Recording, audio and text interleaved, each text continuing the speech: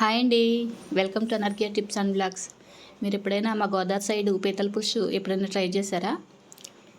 మా పీతలు అంటే ఇలాంటి పీతలు కాదండో, ఈ గుడ్డు పీతలు.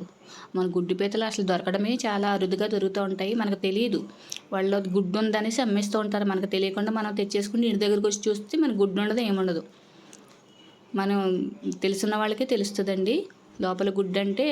అగోలా ఎల్లోగా ఉంచోండి, అది చాలా బాగుంటుందండి. ఈ గుడ్డు పీతలు మనం కర్రీ చేసుకుంటే చాలా బాగుంటుంది. ఇగో చూసారా, ఒక పీతను వచ్చేసి 2 పీసుల కింద కట్ చేసాము. చిన్న చిన్న కాళ్ళు వచ్చేసి పీతలకే ఉంచేసామండి, ఎందుకంటే కూర అంతా ఇంకా చిన్న చిన్న కాళ్ళు కింద ఉంటాయి కదా. ఇలా పెద్ద కాళ్ళని కట్ చేసుకుని పెట్టుకుందాం. ముందుగానే ఒక పెద్ద సైజు నిమ్మకాయ అంత చింతపండుని నానబెట్టి పెట్టుకున్నాను. తర్వాత పోపు వేసుకోవాలండి. ఈ పీతల పులుసుకు వచ్చేసి మనం బండి పెట్టుకుని ఆయిల్ వేసుకుని పోపు వేసుకోవాలి.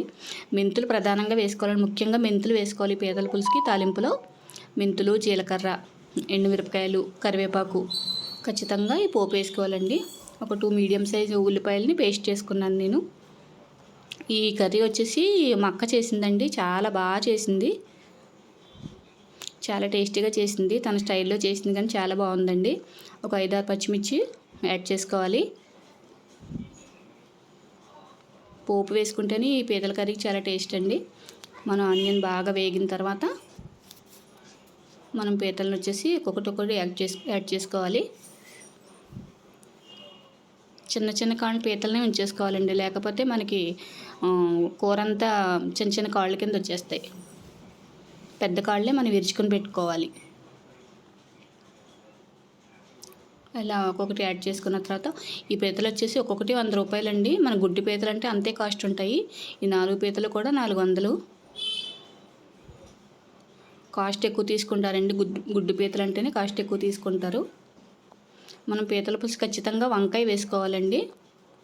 వంకాయని 4 ముక్కల కింద కాకుండా ఇలా ఆఫ్ చేసి దానికి ఒక మధ్యన ఘాటు పెట్టుకోవాలి. ఖచ్చితంగా వంకాయ వేసుకోవాలి. తర్వాత ఒక్కొక్కటి అన్నీ వేసేసిందండి. అసలు ఎంత టేస్టీగా ఉందంటే అంత టేస్టీగా ఉంది పులుసు. ముందు పులుసు పిండేసిన తర్వాత ధనియాల పొడి, జీలకర్ర పొడి, మన కూరకు సరిపడా ఉప్పు, కారం అన్నీ యాడ్ చేసేసుకుని కొంతసేపు దగ్గరగా అయ్యేదాకా ఉడికించుకోవాలి.